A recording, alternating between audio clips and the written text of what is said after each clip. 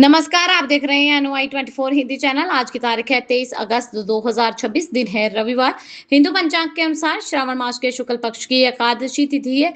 अभिजीत मुहूर्त की अगर बात की जाए तो 12:16 से लेकर 1:06 तक का समय जो है शुभ मुहूर्त का रहेगा। राहु काल की अगर बात की जाए तो शाम को 5:26 से लेकर 7:01 तक का समय जो है वो राहु काल यानी कि अशुभ मुहूर्त रहेगा। इस समय आपको कोई भी नया और शुभ काम करने से बचना चाहिए। नजर डालते हैं इस बुलेटिन की अहम और बड़ी खबरों की तरफ। सबसे पहली और अहम खबर की तरफ चलते हैं। पंजाब में लेक्चरर की भर्ती स्टार्ट होगी। आवेदन की अंतिम तिथि जो है 27 अगस्त तक बढ़ा दी गई है। पंजाब स्कूल शिक्षा विभाग ने लेक्चरर कैडर के 1013 पदों पर भर्ती के लिए ऑनलाइन आवेदन की लास्ट डेट को बढ़ाकर 27 अगस्त 2026 कर दिया। जिन योग्य उम्मीदवारों ने अभी तक सरकारी नौकरी के लिए फॉर्म नहीं भरा, वे विभाग की ऑफिशियल वेबसाइट ssa.punjab.org पर जाकर तुरंत अप्लाई कर सकते हैं। यह राज्य के युवाओं के लिए टीचिंग सेक्टर में करियर बनाने का बेहतरीन और आखिरी मौका है। बढ़ते हैं अगली बड़ी और अहम खबर की तरफ। छात्रों की गूंज में राहुल गांधी का हमला, बोले मनुस्मृति कहती है कि महिला कभी भी स्वतंत्र ना हो। पुणे में छात्रों की गूंज कार्यक्रम में राहुल गांधी ने महिलाओं की स्वतंत्रता और सुरक्षा को लेकर मनुस्मृति पर हवाला और हमला बोल दिया है। उन्होंने कहा कि महिलाओं को केवल मां, पत्नी या बेटी की भूमिका तक सीमित नहीं रहना चाहिए। राहुल गांधी ने दावा किया कि मनुस्मृति ने महिलाओं को जीवन के अलग अलग चरणों में पिता, पति और बेटों के अधीन रहने की बात कही है। उन्होंने कहा कि देश की सबसे बड़ी ताकत तब होगी जब महिलाएं स्वतंत्र होकर अपने लिए खड़ी हों और खुद पर विश्वास करें। अब बात करते हैं झारखंड परीक्षा विवाद की। तो पुलिस छात्र झड़प मामले में 3 एफआईआर दर्ज, 14 नामजद समेत 200 से अधिक अज्ञात आरोपी। रांची में परीक्षा विवाद को लेकर पुलिस और छात्रों के बीच में झड़प के मामले में 3 एफआईआर दर्ज की गई है। पुलिस के मुताबिक 14 लोगों को नामजद किया गया, जबकि 200 से अधिक अज्ञात लोगों को आरोपी बनाया गया। प्रदर्शनकारी छात्र भर्ती परीक्षाओं में कथित अनियमितताओं के खिलाफ जो है विरोध कर रहे हैं और पुतला फूंकने की कोशिश के दौरान पुलिस से भिड़ गए। पुलिस ने सरकारी काम में बाधा और निर्धारित रूट के नियमों की उल्लंघना के समेत कई आरोप लगाए हैं। वहीं दूसरी तरफ यूपी में रिजर्वेशन पर पलटवार हुआ है। छात्रों से मिले ब्रजेश पाठक। अखिलेश बोले आरक्षण था, है और रहेगा। यूपी के डिप्टी सीएम ब्रजेश पाठक ने आरक्षण विरोधी प्रदर्शन कर रहे छात्रों की मांग को केंद्रीय नेतृत्व तक पहुंचाने का भरोसा दिया। उन्होंने कहा कि छात्रों का पत्र केंद्र को भेज दिया गया और 2 दिन के बाद केंद्रीय मंत्री के साथ बैठक करवाई जाएगी। वहीं अखिलेश यादव ने आरक्षण सुधार के नाम पर आरक्षण खत्म करने की साजिश का आरोप लगाया। उन्होंने कहा कि आरक्षण पीडीए का अधिकार है। वहीं दूसरी तरफ यूपी में आपका स्कूल ठीक करो अभियान। संजय सिंह ने दिखाए सरकारी स्कूलों के वीडियो। आम आदमी पार्टी ने उत्तर प्रदेश में सरकारी स्कूलों की बदहाली को लेकर स्कूल ठीक करो अभियान शुरू कर दिया। आप नेता संजय सिंह ने वाराणसी, गाजीपुर, जौनपुर, गोरखपुर समेत कई जिलों के स्कूलों के वीडियो को जारी किया। पार्टी ने लोगों से स्कूलों की स्थिति के वीडियो हेल्पलाइन नंबर 8382928809 पर भेजने की अपील की है। संजय सिंह ने सरकार के स्कूल कार्यकलाप के दावों पर सवाल उठाते हुए कहा कि अभियान के जरिए जमीनी हकीकत सामने लाई जाएगी। वहीं अगली खबर दिल्ली से आ रही है। दिल्ली में मुफ्त बिजली लेने के लिए करना होगा हर साल रजिस्ट्रेशन। लागू होगा नया नियम। दिल्ली सरकार सब्सिडी वाली बिजली का लाभ लेने के लिए हर साल रजिस्ट्रेशन की व्यवस्था लागू करने की तैयारी कर रही है। नए नियम के तहत 200 यूनिट तक मुफ्त बिजली चाहने वाले उपभोक्ताओं को पोर्टल पर हर साल अपनी सहमति दर्ज करनी होगी। रजिस्ट्रेशन नहीं करवाने पर बिजली सब्सिडी बंद हो सकती है। सरकार का कहना है कि बढ़ते सब्सिडी खर्च, बिजली उपभोक्ताओं की संख्या को देखते हुए यह व्यवस्था लाई जा रही है।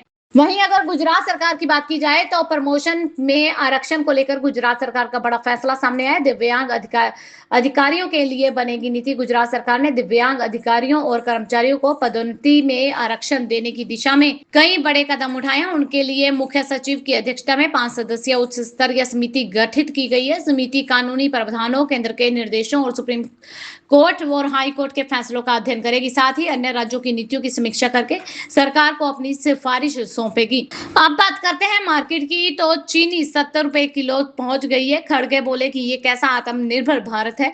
3 महीने में 40% तक महंगाई बढ़ गई है। सरकार का बयान कि एथेनॉल बनाने से नहीं बढ़े इसके दाम। देश के कई शहरों में चीनी की कीमत बढ़कर करीब 70 रुपए प्रति किलो पहुंच गई है, जो 3 महीने में लगभग 40% तक महंगी हुई है।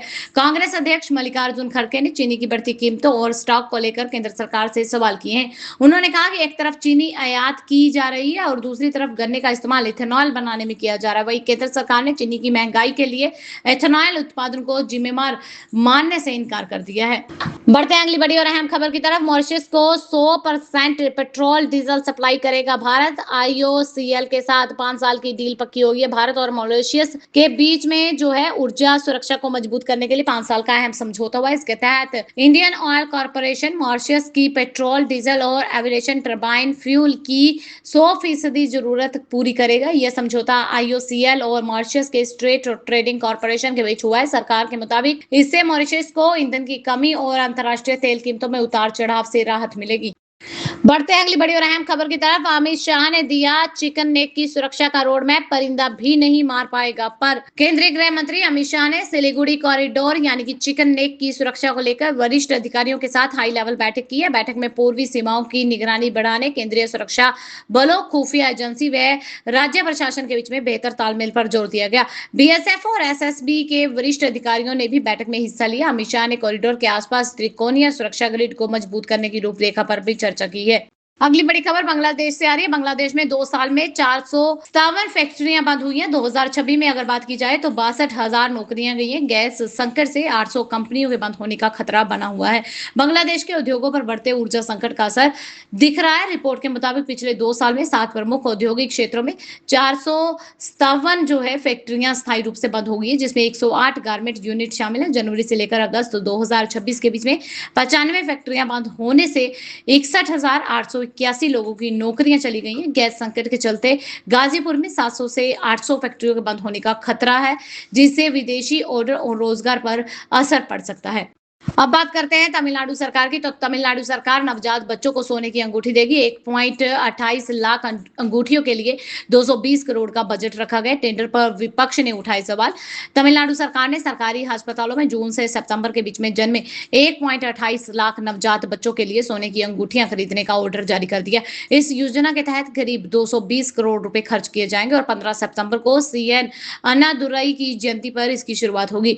टीएनएमएससी ने जाए लुकास और कल्याण ज्वेलर्स को अंगूठियों की सप्लाई का ऑर्डर दिया। हालांकि विपक्ष ने टेंडर प्रक्रिया और टीएनएमएससी को खरीद की जिम्मेवारी दिए जाने पर सवाल उठाए हैं। बढ़ते हैं अगली बड़ी और अहम खबर की तरफ। जस्टिस करोल बोले कि जज भगवान नहीं है, हर फैसला सही नहीं हो सकता। फेयरवेल स्पीच देते हुए कहा कि न्याय के लिए विनम्रता जरूरी है। सुप्रीम कोर्ट के जस्टिस संजय करोल शनिवार को रिटायर हो गए। फेयरवेल स्पीच में उन्होंने कहा कि जज भगवान नहीं होते, इसलिए हर फैसले पर पूरी तरह से सही होने की उम्मीद नहीं की जानी चाहिए। उन्होंने कहा कि न्याय करने के लिए विनम्रता जरूरी है और जजों को मुकदमे में पीछे खड़े इंसान को भी देखना चाहिए। करीब 40 साल की कानूनी यात्रा को याद करते हुए उन्होंने कहा कि अदालत उनके जीवन में हमेशा एक अहम भूमिका निभाती रही है। अब बात करते हैं वेदर अपडेट की। तो उफान पर है गंगा। यूपी में हाहाकार मची हुई है। वहीं वाराणसी में छतों पर हो रहा है अंतिम संस्कार। तो गाजीपुर कन्नौज में भी फसलें बर्बाद हो रही हैं। उत्तर प्रदेश में लगातार बारिश और बैराजों में छोड़े जा रहे पानी के कारण गंगा, यमुना समेत कई नदियों का जलस्तर तेजी से बढ़ रहा है। वाराणसी में सभी 84 घाट डूब गए हैं और जलस्तर बढ़ने से मणिकर्णिका घाट की छत पर अंतिम संस्कार किया जा रहा है। प्रयागराज में करीब 180 लोगों को सुरक्षित निकालकर राहत शिविरों में पहुंचाया गया, जबकि गाजीपुर में करीब 230 बीघा फसल बाढ़ के पानी में डूब गई है, जिससे किसानों को भारी नुकसान हुआ है। वहीं अगर गंगा की बात की जाए तो बिहार में गंगा का रौद्र रूप देखने को मिल रहा है। रातों रात 1.5 फीट बढ़ गया है जलस्तर। सैकड़ों एकड़ फसल डूब गई है। फसलों पर संकट मंडरा रहा है। बेगूसराय के तेघड़ा में गंगा का जलस्तर पिछले कुछ दिनों से तेजी से बढ़ रहा है। रातों रात करीब 1.5 फीट तक पानी बढ़ गया है। निचले इलाकों में पानी जो है फैलने लगा है, जबकि गंगा घाट पर पहुंचने के लिए नावों का सहारा लेना पड़ रहा है। जलस्तर बढ़ने से सैकड़ों एकड़ में लगी मक्का, जनेर और फैंचा की फसल जो है पानी में डूब गई है। किसानों को शंका है कि पानी बढ़ता रहा तो फसल पूरी तरह से बर्बाद हो सकती है। पशु चारे का संकट भी गहरा हो सकता है। नजर डालते हैं अगली बड़ी और अहम खबर की तरफ। ब्रिटिश पीएम ब्रह्मन का बड़ा ऐलान, अपनी सैलरी का 15% बेघर लोगों को देंगे। कहा ऐसा काम नहीं करूंगा जो खुद ना करूं। ब्रिटेन के प्रधानमंत्री एडी बर्नहम ने बेघर लोगों की समस्या से निपटने के लिए अपनी प्रधानमंत्री की सैलरी से 15% का हिस्सा दान देने का संकल्प किया। उन्होंने कहा कि वे अपने कार्यकाल के दौरान बेघर लोगों की मदद करने वाली संस्थाओं और स्थानीय संगठनों को आर्थिक सहायता देंगे।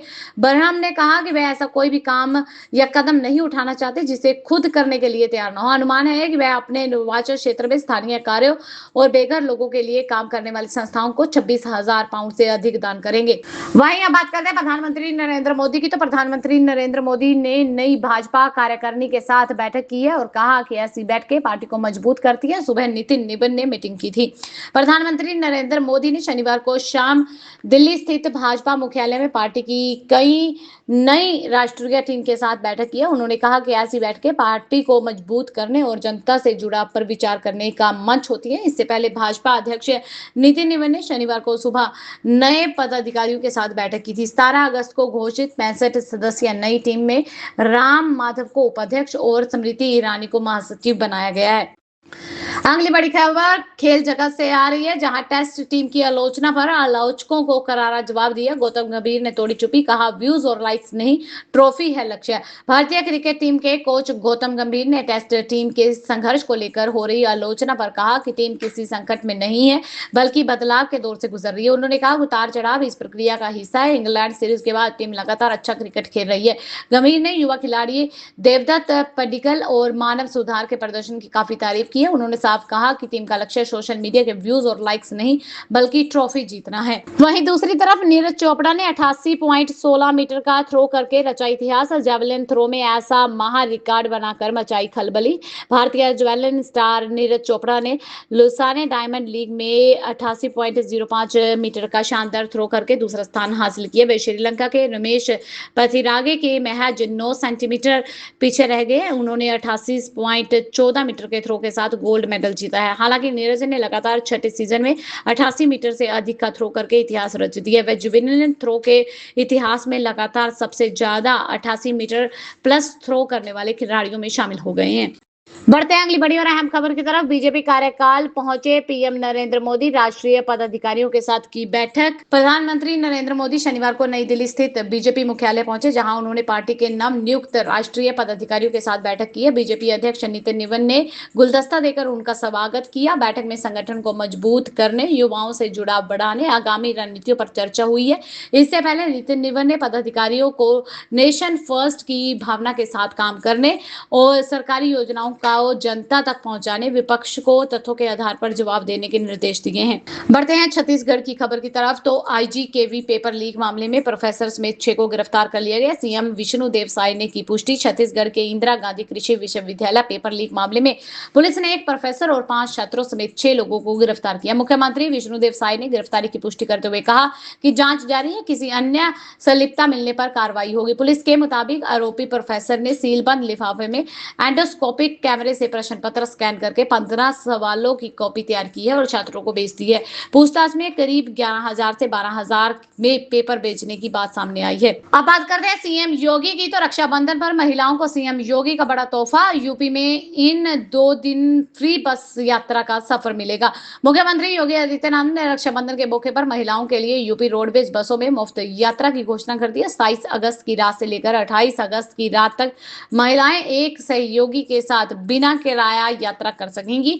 मुख्यमंत्री ने महिला सुरक्षा के लिए एंटी रोमियो स्क्वाड सक्रिय रखने, बस चालकों के सत्यापन के निर्देश दिए। बैठक में बाढ़ और जलभराव की स्थिति की भी समीक्षा करते हुए 19 प्रभावित जिलों में राहत बचाव कार्य तेज करने और 24 घंटे निगरानी के निर्देश दिए गए हैं। बढ़ते हैं अगली बड़ी और अहम खबर की तरफ। सज्जन कुमार पर दीपेंद्र हुड्डा के बयान से कांग्रेस में घमासान। वेडिंग और चन्नी ने खोल दिया है मोर्चा। 1984 सिख विरोधी दंगा मामले में उम्र कैद की सजा काट रहे पूर्व कांग्रेस सांसद सज्जन कुमार के निधन पर कांग्रेस के भीतर के मतभेद जो है वो सामने आने लगे हैं। रोहतक सांसद दीपेंद्र सिंह हुड्डा ने उनकी मौत को अपूरणीय क्षति बताया है, जबकि पंजाब कांग्रेस अध्यक्ष अमरिंदर सिंह राजावड़िंग ने इसे हुड्डा का निजी विचार बताया और 1984 के दंगों को बड़ी त्रासदी करार दिया है। वहीं पंजाब के पूर्व मुख्यमंत्री चरणजीत सिंह चन्नी ने सज्जन कुमार पर कड़ी टिप्पणी करते हुए कहा कि सिख विरोधी हिंसा के दोषी व्यक्ति को आदर्श नहीं माना जा सकता। अगली बड़ी खबर मध्य प्रदेश से आ रही है। मध्य प्रदेश में किसान इच्छानुसार खरीद सकेंगे उर्वरक। सीएम मोहन यादव ने कहा। मुख्यमंत्री मोहन यादव ने कहा है कि मध्य प्रदेश के किसान अब अपनी जरूरत और पसंद के अनुसार से कोई भी एक उर्वरक खरीद सकेंगे। इसके लिए अनिवार्य संयोजन नहीं होगा। ई विकास 2.0 प्रणाली के तहत किसानों को खाद खरीदने की सुविधा आसान और किसान हितैषी बनाई गई है। सरकार ने 0% ब्याज पर अग्रिम खाद उपलब्ध करवाने का फैसला किया। साथ ही किसानों को अब कृषि ऋण चुकाने के लिए 31 मार्च की तय समय सीमा से राहत मिलेगी और वे 1 साल के भीतर कभी भी ऋण चुका सकेंगे। अब बात करते हैं सीएम विष्णुदेव साय की। तो कंवर समाज के कार्यालय में पहुंचे सीएम विष्णुदेव साय। शिक्षा से लेकर विकास तक कई बड़ी बातें। छत्तीसगढ़ के मुख्यमंत्री विष्णुदेव साय ने रायपुर में कंवर समाज के नवनिर्वाचित पदाधिकारियों के शपथ ग्रहण कार्यक्रम में शिक्षा को समाज की प्रगति का आधार बताया। उन्होंने कहा कि किसी भी बच्चे को शिक्षा से वंचित नहीं रहना चाहिए। हर प्रतिभा को आगे बढ़ने का अवसर मिलना जरूरी है। साय ने कंवर समाज के गौरवशाली इतिहास का उल्लेख करते हुए सामाजिक, शैक्षणिक, आर्थिक विकास से मिलकर काम करने की अपील की है। उन्होंने कहा कि पदाधिकारियों का सर्वसम्मति से निर्वाचन समाज की एकता, संगठन की मजबूती का परिणाम है। बढ़ते हैं अगली बड़ी और अहम खबर की तरफ। 360 कंटेनर और 3922 टन वजन 2 मालगाड़ियों को जोड़कर बनी double decker long haul train Mumbai से चलकर गुजरात पहुंची। भारतीय रेलवे ने जेएनपीटी से गुजरात के वडोदरा तक पहली बार 360 कंटेनरों वाली डबल स्टेट लॉन्ग हॉल मालगाड़ी चलाई है। करीब 3922 टन मालगाड़ी से लदी इस ट्रेन ने 422 किलोमीटर की दूरी तय की है और 2 मालगाड़ियों को जोड़कर इसे तैयार किया गया है। पूरी तरह इलेक्ट्रिक इंजन से चलने वाली इस ट्रेन से सैकड़ों ट्रकों के बराबर माल एक साथ पहुंचाया गया। इससे सड़क यातायात का दबाव, ईंधन की खपत और प्रदूषण कम करने में मदद मिलेगी। बढ़ते हैं अगली बड़ी और अहम खबर की तरफ। विदाई समारोह में आईपीएस के बिश्नोई के झलके आंसू। पास बैठे डीएम भी हुए भावुक। पुलिस कर्मियों की सराहना की। संभल में एसपी कृष्ण कुमार बिश्नोई का तबादला होने के बाद शनिवार को पुलिस लाइन बहजोई में उनका विदाई समारोह आयोजित किया गया। करीब 3 घंटे चले कार्यक्रम में अपने सहयोगियों को याद करते हुए एसपी भावुक होकर रो पड़े, जिसके बाद डीएम अंकित खंडेलवाल ने उन्हें संभाला और खुद भी भावुक हो गए। बिश्नोई ने अपने 770 दिन के कार्यकाल और 24 नवंबर 2024 की हिंसा समेत कई घटनाओं का जिक्र किया। उन्होंने पुलिस कर्मियों की सराहना करते हुए कहा कि टीम ने चुनौतीपूर्ण परिस्थितियों में कंधे से कंधा मिलाकर काम किया है। इसी बीच अगली बड़ी अहम खबर जो है झारखंड से आ रही है। मोबाइल का फिंगर लॉक खोलते ही खाते से उड़ गए 89,500 रुपए। झारखंड के धनबाद में साइबर अपराधियों ने मोबाइल कलीम के बैंक खाते से 89,500 रुपए निकाल लिया। पीड़ित के मुताबिक 12 अगस्त को मोबाइल का फिंगर लॉक खोलते ही रकम बिना किसी ओटीपी के इंडियन बैंक के एक खाते से ट्रांसफर हो गई। बैंक की जानकारी के अनुसार ट्रांसफर की गई राशि करीब 1 घंटे के भीतर कोयला नगर के एक एटीएम से निकाली गई थी। पुलिस ने शिकायत दर्ज करके मामले की जांच शुरू कर दी है और लेन देन से जुड़े तकनीकी पहलुओं की जांच की जा रही है। बढ़ते हैं अगली बड़ी और अहम खबर की तरफ। देश के 6 राज्यों में बिछेगी 1800 किलोमीटर लंबी पाइपलाइन। एलपीजी सप्लाई के लिए सरकार का मास्टर प्लान। तेल क्षेत्र के नियामक पीएनजीआरबी ने करीब 7,000 करोड़ रुपए के निवेश से देश में 1800 किलोमीटर नई एलपीजी पाइपलाइन बिछाने को मंजूरी दे दी। यह पाइपलाइन तेलंगाना, महाराष्ट्र, उत्तर प्रदेश, उत्तराखंड, कर्नाटक, गोवा से होकर गुजरेगी। सरकारी कंपनी गेल इंडिया द्वारा विकसित होने वाली इन 3 परियोजनाओं से देश का अधिकतम एलपीजी पाइपलाइन नेटवर्क जो है करीब 1700 किलोमीटर से बढ़कर 9500 किलोमीटर हो जाएगा। इससे 556 किलोमीटर तेरलापिली Nagpur, 611 kilometre Jhansi Sitarganj, 633 kilometre Shikrapur Goa Hubli pipeline शामिल है। इस विस्तार से एलपीजी की सप्लाई ज्यादा मजबूत और भरोसेमंद होगी, जबकि सड़क परिवहन पर निर्भरता कम होगी।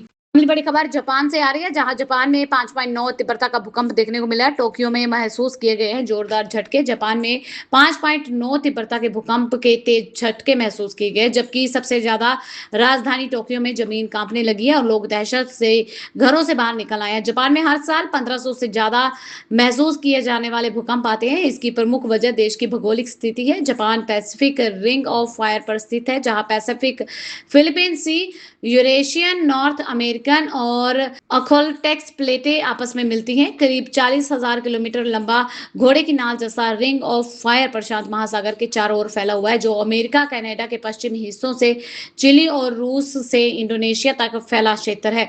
इस इलाके में कई टेक्टोनिक प्लेटों की गतिविधि के करके भूकंप और ज्वालामुखी विस्फोट आम हो जाते हैं।